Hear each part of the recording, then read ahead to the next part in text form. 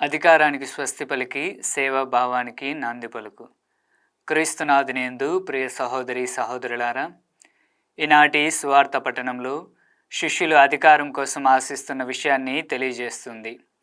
శిష్యులు వ్యక్తిగత ప్రయోజనాల కోసం, వ్యక్తిగత స్వలాభాల కోసం అధికారాన్ని కోరుకుంటున్నారని గమనించిన క్రీస్తు ప్రభు ఈ విధముగా అంటూ ఉన్నారు: మీలో ఎవడైనా గొప్పవాడు కాదలిచినా అతడు మీకు సేవకుడై ఉండవలేను.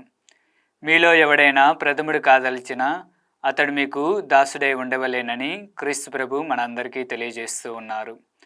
క్రీస్తు ప్రభు ఈ విషయాన్ని మనకు ఎందుకు తెలియజేస్తూ ఉన్నారు అంటే, ప్రస్తుత సమాజంలో మనం చూస్తూ ఉన్నట్లయితే కాలాలు మారినా, యుగాలు మారినా కానీ మనుషులలో అధికార దాహం తీరలేదు, అధికార వ్యామోహం చావలేదు.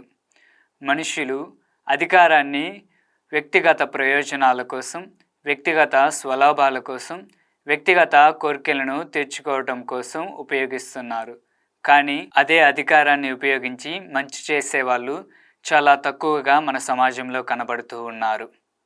పునీత పౌలు గారు ఫిలిప్పీయులకు రాసిన లేఖ 2వ అధ్యాయము 6వ వచనం నుంచి 7వ వచనంలో ఈ విధముగా అంటూ ఉన్నారు: క్రీస్తు ఎల్లప్పుడూ దైవ స్వభావమును కలిగి ఉన్నను, ఆయన దేవునితో తన సమానత్వమును స్వార్థబుద్ధితో పట్టుకొని వేలాడలేదు. ఆయన తనని తాను రిక్తుని చేసుకుని సేవకు రూపమును దాల్చి మానవ మాతృడిగా ఈ లోకములో జన్మించెను.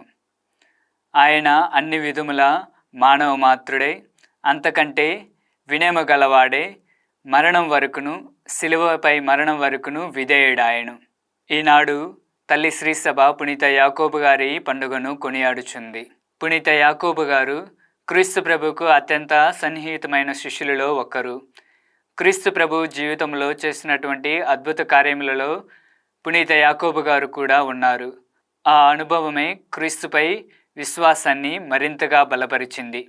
మనం కూడా మన జీవితాలలో దేవునిపై విశ్వాసాన్ని, ప్రార్థనా జీవితాన్ని గడుపుతూ దేవునిలో ఏకమయ్యే భాగ్యాన్ని దయచేయమని ప్రార్థించుకుందాం.